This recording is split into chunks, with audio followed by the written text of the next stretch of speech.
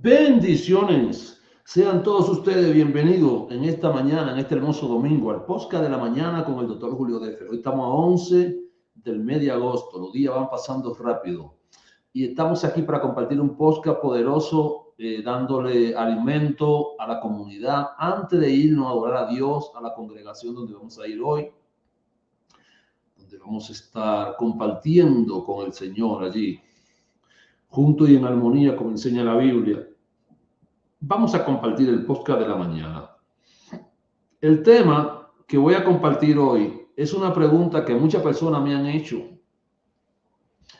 y que por mucho tiempo mucha gente me ha hecho. ¿Cuál es la pregunta? ¿A dónde van los muertos? Vamos a responder esta incógnita que tienen muchas personas que seguro no han estudiado a profundidad este tema.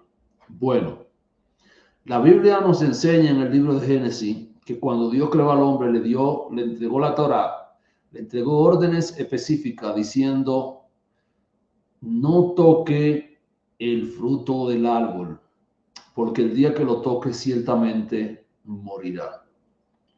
El día que Adán tomó ese fruto, la muerte como una legalidad entró a su vida y se manifestó la primera muerte, que es la de conexión con el Creador. Él fue expulsado del Edén. Edén era una atmósfera, una extensión del trono de Dios, una extensión de los cielos. Pero cuando él peca, se separa, y esta separación lo lleva hacia el desierto para que él trabaje la tierra, y lo lleva hacia el camino del proceso de la muerte. ¿Qué significa esto? Que de ahí en adelante, desde el día en que nacemos, tenemos que empezar a aprender a morir, porque es nuestro destino, no hay otro camino.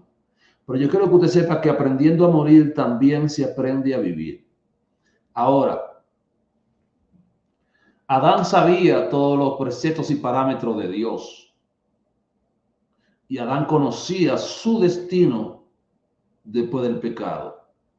Sin embargo, quiso escoger ese camino. La Biblia dice que polvo eres y al polvo volverás. Pero para entender esto, tenemos que entender que el hombre, aunque no menos cierto, hemos enseñado siempre y hemos visto desde la mística hebrea que el alma tiene 5 niveles, pero el alma se desintegra cuando entra la muerte. Y el hombre, todos los hombres de la tierra, todos, sin excepción de ninguno, tienen un espíritu que pertenece a Dios. Ese espíritu, cuando la Biblia dice en Ezequiel, y el espíritu va a Dios que lo dio, se refiere a que el espíritu de toda la persona que tienen vida en este mundo pertenece a Dios. Ese espíritu de vida es lo que se conoce como la Neshama. Ese es el alma superior, porque el hombre se compone de Neshama, de Ruah, espíritu o alma emocional, y del cuerpo físico, que es el depósito. Vimos esto cuando vimos los 5 niveles del alma en esa clase. Es el depósito donde Dios deposita, es donde Dios deposita la esencia de los hijos, su esencia como tal, su neshama, y donde se aloja la persona que se creó. Entonces, el cuerpo es lo que va al polvo que se dio. Eso está escrito, eso es bíblico. Y también está escrito: el alma que pecare, esa morirá. Pero ¿cómo que esa morirá si ya el tipo está muerto? Por otro lado, la Biblia, cuando Jesús estaba hablando con los fariseos y le dijeron que él era el Dios de Abraham, y él dijo: Dios es Dios de vivo y no de muerto. Por eso se dice Dios de Abraham, de Isaac y de Jacob. O sea que Abraham, Isaac y Jacob están vivos en Dios. Dios no es Dios de vivo, sino de muerte, y no de muerto. Dios es Dios de vivo y no de muerto. Por eso David dijo: porque no para siempre mi alma verá corrupción. Estaba hablando del proceso de la redención, porque él dijo: subiendo alto, llevó cautivo a la cautividad. Y eso de que subió no es que si primeramente había bajado a la parte más profunda de la tierra. Porque la Biblia dice en Romanos 3:23, por cuanto todos están destituidos de la gloria por cuanto todos pecaron, todos están destituidos de la gloria de Dios. Todos los hombres en Adán pecaron. Cuando Adán pecó, no solamente pecó él, porque Adán era un proyecto. Y en ese proyecto estaban todos los códigos genéticos, toda la genética, todo el gen, toda la información. Es del semen de Adán de donde viene toda esta humanidad. Es del vientre de Eva de donde viene toda esta humanidad. Y recuerde que ella no se llamaba Eva. Eva fue el nombre que Adán le dio producto de la caída. Ella se llamaba Adán también, y eso está en Génesis capítulo 5, y fue el nombre de ellos Adán. Entonces, cuando Dios terminó los cielos y la tierra y todo el ejército de ellos, le dio asignaciones claras al hombre para que gobernara y cuidara la creación y que se cuidara de no dañar. Dios le dijo, lo llevó, dice el Midrash, que Dios llevó a Adán a pasear por toda su creación antes de crearlo y le mostró todo lo que él había hecho. Porque Adán, ¿cómo esto es posible que Dios lo llevó si no estaba creado? Sí, usted lo ve de una parte lógica, pero usted tiene que entender que cuando Dios formó al hombre, Dios sopló, o sea que lo que Dios sopló estaba dentro de él. Y Dios lo impulsó hacia afuera. O sea, Dios parió a Adán. Dios fue el papá y la mamá de Adán. Dios lo parió, lo impulsó y lo introdujo en el muñeco que él había creado. O sea que desde antes que él tuviera en el cuerpo humano, él estaba en el cuerpo de Dios. ¡Wow! Esto es mucho para una mente humana. Yo mismo no puedo entender esta vaina. Para entender esto, tengo que reconocer la grandeza infinita de nuestro Dios. Porque al reconocer la grandeza infinita de nuestro Dios, entiendo que esto es posible para Él. Entonces, ¿cómo es que el alma que pecar esa morirá? Es que después de esta muerte hay otra muerte, sí, la segunda muerte. Aunque algunos niegan su existencia, yo no la niego. Hay cosas que muchas personas que están entrando en el mundo hebreo la están negando, como el arrebatamiento de la iglesia, el levantamiento de la iglesia. Yo no niego eso. La existencia del Guainán, pero el mismo Zohar me habla del Guainán. El Midrash me habla del Guainán. Me estoy leyendo un libro, el Tikkun Chakali.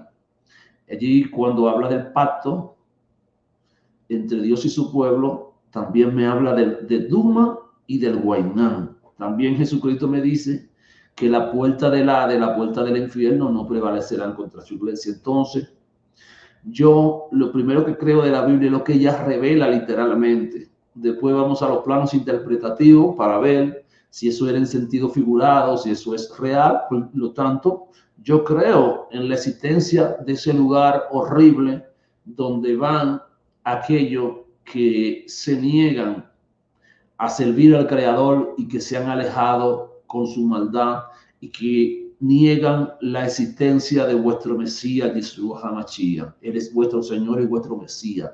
Es el medio, porque Pablo escribe, porque así como en Adán todos murieron, también en Cristo todos vivieron. Cuando usted se introduce en Cristo, su código genético cambia, porque su genética en Adán es la genética de la muerte, pero su genética en Cristo es la genética de la vida. Hello. Entonces, la segunda muerte. Después de esta muerte hay que tienen una segunda muerte, pero después de esta vida hay quienes tienen una segunda vida. ¿Cómo es esa segunda vida? Sí, cuando alguien se va a morir, yo me iba a morir hace muchos años, antes de yo conocer a Cristo, y yo conozco la muerte. La muerte es un espíritu. El ángel de la muerte es un espíritu gigante. Es un espíritu más o menos del tamaño de un pote de luz, que viene a llevarse las almas, que es el que está encargado de llevarse las almas, el alma de la persona que mueren alejado de Dios. Mire, hay personas como que el Midrash y muchos textos judíos enseñan y que yo creo que tienen un lugar. ¿Quiénes son estos? Yo creo que la hija de Faraón que salvó a Moisés para que Moisés salvara al pueblo, creo eso que dice el Midrash, creo que ella tiene un lugar en el Olam Hazbah. ¿Cuál es el Olam Hazbah, amado? El Olam Hazbah es el mundo venidero. Es cuando la Biblia dice cielo nuevo y tierra nueva, porque la gente cree que el fin de nosotros es allá arriba, y no es así, amado. El fin de nosotros es aquí, en el cielo nuevo y la tierra nueva. Ese es el fin en el Olam Haba. Entonces yo creo que la mujer, la hija de Faraón, tiene un lugar en el Olam Haba porque hizo el bien. Yo creo también que aquella mujer que era de Jericó, Raab, la mesonera, que alojó a los espías y lo ayudó, tiene un lugar en el Olam Haba. Creo que Ruth, descendiente, eso está claro, tiene un lugar en el Olam Haba. Creo que Saúl no tiene lugar en el Olam Haba. Saúl mató a los sacerdotes, no creo. Estuve leyendo eso en estos días y me repugnó ver cómo un hombre iba a matar a los sacerdotes de Dios solamente porque ayudaron al rey David. Yo no creo que Saúl tenga lugar en el Olam Haba. La maldad de él para mí lo descarta. No creo que tenga lugar en el Olam Haba, en el mundo venidero. Entonces, hay personas que para mí tendrán un lugar en el Olam Haba. Personas que usted me puede sacar algunos textos para decirme que nunca tuvieron en la iglesia. Usted me va a decir, no es por obra, pero tampoco la fe sin obra es muerta. Creo que hay gente que Dios lo envió a este mundo con una misión y Él se encargó de salvarlo. Él, en su absoluta potestad y en su poder, que tiene la capacidad de hacer lo que Él quiera, porque Él es el Todopoderoso, Él es el Shaddai. Y Él dice, amé a Jacob, aborrecí a Saúl. Y dijo Pablo, tiene Él misericordia de quien quiere y ama a quien quiere. Hay gente que tuvo en la maldad de este mundo y Dios lo salvó al final. Pero hay otro para mí como Adolf Hitler, ese alemán, no creo que tenga lugar en el Olam Haba. Fue un alma muy baja, muy mala, que no creo que tenga lugar en el Olam Haba. Creo que su lugar está en la destrucción del Guaynán. ¿Su lugar está dónde? En la destrucción del Guaynán. Hello. No habrá reposo para su alma. Su alma fue un alma baja, mala. Entonces, los que mueren sin Cristo, para mí, en mi interpretación y lo que yo aludo, adquieren un cuerpo de muerte. El alma que pecare, esa morirá. El alma necesita un cuerpo de vida o un cuerpo de muerte. Jesús dijo, Dios no es Dios de muertos, sino de vivos. Él es el Dios de Abraham, de Isaac y de Jacob, diciendo que ellos están vivos. ¿Sabe que el Chejaquín, el tercer cielo, se supone que allí está el seno del padre Abraham, que era lo que estaba en la parábola del rico y Lázaro? Allí que el rico decía, venga, moje la mano con... Bueno, eso es una parábola, pero allí me habla claramente en esa parábola del seno de Abraham, a donde estaba Lázaro. Le dijo ahorita que David dijo, no para siempre mi alma verá corrupción, hablando de este lugar, porque se supone que en la antigüedad estaban juntos, ese lugar antes de la redención, porque todos estaban destituidos de la gloria de Dios. Ahora, cuando el seno de Abraham ha llevado, subiendo alto, llevó cautiva la cautividad y dio dones a los hombres, se liberaron los dones para que la iglesia sea edificada, para que seamos llevados al seno de Abraham por los ángeles. Ahora, cuando alguien muere, según testimonio, un ángel bueno viene, el ángel de la vida, porque el que está en Cristo no verá la muerte, porque la muerte no es una condición, la muerte es un estado. Y quien muere con Cristo, quien muere en la luz de Dios, no entra en el estado de la muerte, simplemente sus partes se desintegran, su cuerpo va a la tierra, su alma sube al lugar de descanso a esperar su redención, mientras que su espíritu está con el Padre. Ahora, en el libro de Tito, la Biblia dice, porque Cristo traerá con él a los que durmieron. O sea, aquellos que durmieron, Cristo lo traerá con él. Pero por otro lado, el apóstol Pablo nos dice lo siguiente. El apóstol Pablo nos dice que al sonar de la trompeta, ¿qué va a acontecer? Los muertos en Cristo resucitarán primero y los que estén vivos serán levantados y se unirán con él. Pero entonces, si Tito me dice que Cristo traerá con él, que uno van a subir de la tierra y Cristo traerá con él. Esto nos da a entender, amado, que ese proceso de transformación es el siguiente. Este cuerpo corruptible, como dice más adelante Pablo, se vestirá de incorruptible. Y entonces se dirá, ¿dónde está muerte tu sepulcro? ¿Dónde está sepulcro tu aguijón? Solvida es la muerte en Cristo, vencida. Porque a eso vino Cristo, a vencer la muerte, a vencer el pecado. ¿Por qué? Por amor, por misericordia. Porque la salvación no es más que un acto de misericordia, es un pan de vergüenza que no ha sido dado.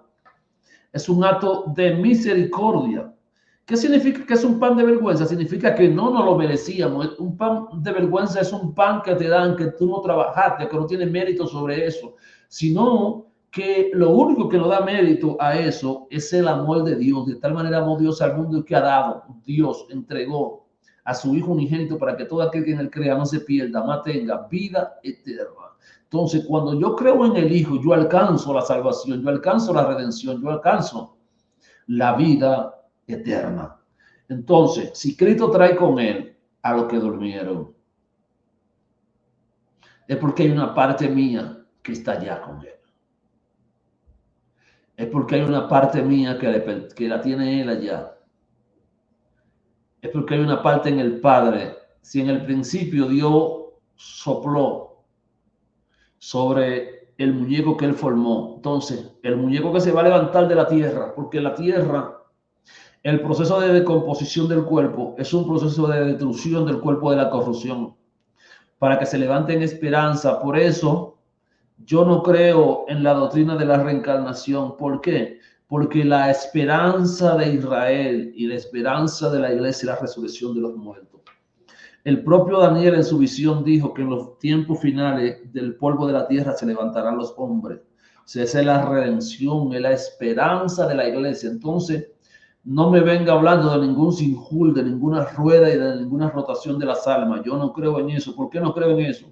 Porque no tiene una base bíblica en la doctrina, no mía, no de la iglesia cristiana, en la doctrina del propio Israel, en la esperanza del propio Israel. Ahora, hay quienes se han pervertido y de un rabino que enseñó esta doctrina por ahí en el siglo XIII, a partir de que nace fuertemente la Cábala, pero no tiene una base, no tiene una base y una jurisdicción real. Por tanto, nadie que le hable a usted de reencarnación le crea. Que la esperanza de la iglesia, la esperanza de los creyentes es la resurrección. La esperanza de Israel es la resurrección. De hecho, cuando Israel salió de la esclavitud de Egipto, como símbolo de lo que le estoy hablando, tenía que llevarse los huesos de José. ¿Por qué tenía que llevarse los huesos de José? Porque el compromiso era que la libertad traería los huesos de José, porque José es la estructura que lo introdujo en Egipto. José es la estructura que lo saca de Egipto, porque Egipto representa la muerte, la separación del mundo de la oscuridad, la separación del mundo del pecado, para entrar en Israel, que es Jacob, el mundo de la luz. Jacob es el ojo bueno de Dios en la tierra. Jacob es el que cambia la naturaleza pecaminosa por la naturaleza de Israel, porque Israel significa pueblo de Dios. Entonces, los huesos de Jacob, por eso, por tanto, no pudieron reposar nunca en Egipto. Jacob murió en Egipto, pero sus huesos no reposaron en Egipto. ¿Por qué no reposan los huesos de Jacob en Egipto? Porque Jacob no está destinado a reposar en Egipto. Ahora, José, que es el Ben José, que es el que lo introduce, que es el hijo sufrido es una representación de Mesías, porque Mesías es el que representa la redención. Entonces, sacando los huesos de Jacob, de José, los huesos representan en el patriarca Abraham la bondad. Y la bondad de Dios, que es el amor de Dios revelado, es lo que representa la redención de los hijos de Dios. Entonces, la redención de Dios para nosotros está en la resurrección de los muertos. Entonces, vamos a cerrar este mensaje. Número 1, cuando una persona muere en Cristo, su cuerpo va a la tierra. Número 2, su espíritu va a Dios que lo dio. Y número 3, su alma, que es él en esencia, va a un lugar de descanso. Ahora, cuando venga la redención, lo que está en la tierra se levantará y será transformado. y se unirá con él en el aire, pero él también traerá a los que durmieron. O sea, que hay una parte que es la que Dios sopló, que está con Dios, que se introducirá nuevamente en el hombre. Y también tú como tal, en esencia, será introducido en tu cuerpo, pero transformado en la resurrección. Esto se entiende como el día que nadie conoce. Cuando la dice el día y la hora nadie lo sabe, es el día que nadie conoce. Y se supone que si Dios creó los cielos y la tierra en 6 días, esto será en el 7º día de la creación, porque para Dios un año es como un día es como 1000 años. O sea, cuando estos ciclos se cumplan, los 6000 años, va a venir esta redención, amado. Y cuando dice el día ni la hora nadie lo sabe, es el día de Rosh Hashanah, es el día que nadie conoce, es el día cuando los astros se dilocan y cuando Dios establece juicio sobre la creación y nadie sabe de nada. Pero ese es el día de la trompeta, el día que suena la trompeta. Eso es por un lado para lo que serán redimidos. Por otro lado, enseña la Biblia claramente que unos se levantarán para juicio, para redención, y otros se levantarán para juicio. Entonces, los que mueran sin Cristo, ¿a dónde van? Su alma va a un lugar de tormento, su cuerpo va al polvo y en el polvo se queda, no hay redención para ellos. Y su espíritu se queda en Dios que se lo dio. Es triste decir esto, pero es la verdad y la realidad. Y tenemos que predicar con la verdad.